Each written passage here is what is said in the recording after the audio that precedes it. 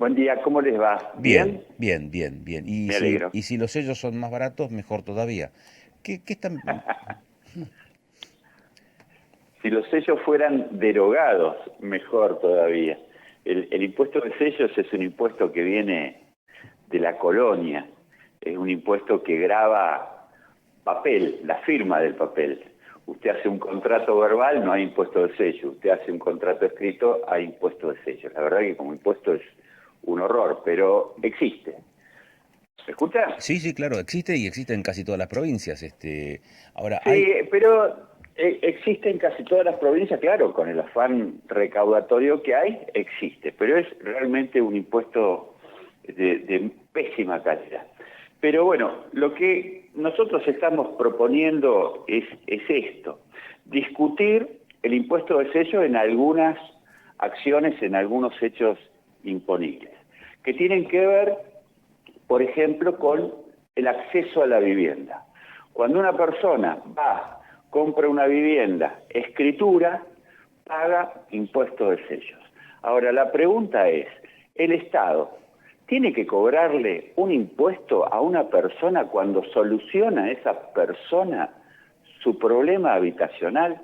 ¿Cuántas veces escuchamos a políticos desgarrarse las vestiduras por la falta de viviendas? Ahora, cuando una persona soluciona su problema de vivienda, ahí está el Estado y le cobra un impuesto encareciéndole esa operatoria de escrituración. Por lo tanto, nosotros proponemos que cuando se trate de única vivienda, que el Estado no le cobre impuesto de sellos cuando alguien adquiere ese inmueble. Cuando alguien hace un contrato de alquiler, es decir, soluciona su problema habitacional mediante un contrato de alquiler. Ahí está el Estado cobrándole un impuesto. Alguien me puede decir, no, mira Marcelo, pero hay en la ley un mínimo que está exento del impuesto de sello. Sí, pero ese mínimo ha perdido importancia, relevancia con respecto a la inflación y el aumento de los alquileres. Por lo tanto, hoy un departamento de un dormitorio, cuando se alquila, el inquilino tiene que pagar impuesto de sello. Hay que sacar ese impuesto en esa operatoria. También hay impuestos de sellos en otras operatorias, como por ejemplo locales comerciales. Cuando un monotributista, es decir, un pequeño profesional, un pequeño emprendedor, un pequeño comerciante, alquila un local para expandir su negocio, ahí está el Estado cobrándole un impuesto cuando hace un contrato de locación. Hablemos de contratos de locación que ni siquiera sabemos si se van a cumplir, porque son contratos que se firman a 3 años, pero por las dudas el Estado te cobra el impuesto como si se cumpliera la totalidad del contrato. Y después hay otras operatorias en el medio. Cuando un trabajador firma un contrato, por ejemplo con el Estado o con un privado, por una locación de servicio, es decir, cuando va a brindar un servicio de trabajo, también el Estado le cobra impuestos de sellos. Es más, cuando un trabajador va a una financiera y saca un crédito, un préstamo, ahí también el Estado, en ese contrato que firma para obtener un préstamo, le cobra impuestos de sello. Entonces, esto es lo que estamos planteando nosotros, analizando el artículo 237, que es el artículo de exenciones de impuestos de sellos, para ampliarlo, corregirlo en cosas que nosotros entendemos obvias y criteriosas, ¿sí? Marcelo, seguramente para avanzar, digamos, en ese análisis han establecido también cuál es la incidencia que tiene este impuesto. No solamente, ¿Cómo? seguramente en el análisis han avanzado Sí, en cuál es la incidencia económica que tiene este sí. impuesto. ¿Cuánto impacta, por ejemplo, en esos ejemplos que ponías recién de los alquileres, de las escrituras? Vos, vos sabés que esto obviamente uno lo tiene que hacer, pero es odioso hacerlo. Y te digo por qué es odioso hacerlo. Porque los hechos que yo te relato son inadmisibles para el cobro de un impuesto. Es decir, realmente habría que analizar a quién se le ocurrió cobrar un impuesto cuando alguien saca un crédito, o cuando uno alquila, o cuando uno escritura, ¿verdad? Pero bueno, esos análisis se hacen.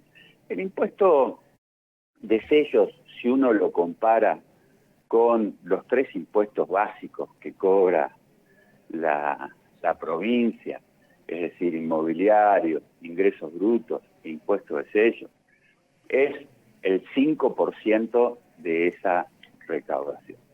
Si uno lo compara contra esos 3 impuestos, más las regalías, más la coparticipación federal, es decir, todos los ingresos que recibe la provincia, creo que estás hablando del 1,8%. Ahora, el impuesto de sello se cobra en todos los contratos, por ejemplo, petroleros, ¿verdad? Con lo cual, en la mayor recaudación de ese impuesto, de ese 5% de esos 3 impuestos, o del 1,8% de la recaudación total de la provincia, el 90% se refiere al sellado de contratos petroleros u órdenes de compras que tienen que ver con la industria, con lo cual la incidencia de esto es menor, pero sí es muy significativa para el tipo que va a alquilar, es muy significativa para el tipo que va a sacar un crédito, es muy significativa para alguien que va a escriturar, y es muy significativo para alentar la formalidad, porque muchas veces para no enfrentar estos costos, no se escritura, no se firma un contrato de alquiler, se firma un comodato. Entonces, este impuesto perverso conceptualmente lo que hace es alentar la informalidad. Entiendo.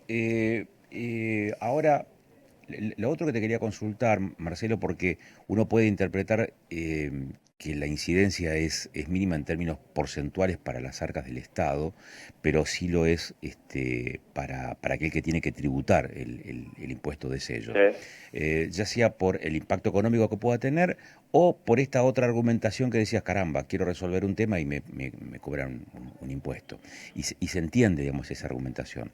El punto es, me imagino que dentro de la estructura oficial o formal, digamos, institucional de la provincia de Neuquén estarán diciendo, bueno, pero si eliminamos esto, ¿cómo lo compensamos? Vender las camionetas que tenés en la legislatura. Saca gente que está al pedo. Gastá menos cosas en la administración pública. Sé más eficiente en el manejo de las arcas públicas. Esto es lo que hay que hacer. Si vos no podés suprimir el 10% del 1,8% de tus ingresos totales, y bueno, realmente estás incapacitado en administrar una cosa pública. Porque yo te cambio el argumento y la pregunta y te lo pongo al revés. Entonces quiere decir que vos, para gastar cualquier cosa, estás ansioso de cobrar un impuesto por cualquier cosa. Porque si vos cobras un impuesto porque una persona saca un préstamo, si vos cobras un impuesto porque una persona firma un contrato de trabajo, si vos cobras un impuesto porque una persona soluciona su problema habitacional, es porque estás dispuesto a cobrar por cualquier cosa con el solo fin de gastar en cualquier cosa. ¿Cuál es el cuadro, cuál es el estado de situación, digamos, de esta iniciativa en la legislatura, Marcelo? Y las sesiones ordinarias comienzan a partir del 2 de marzo, trabajan las comisiones, lo veremos ahí, pero me parece que a este proyecto le sobra lógica. Esperemos si esa lógica está en el ambiente de la legislatura.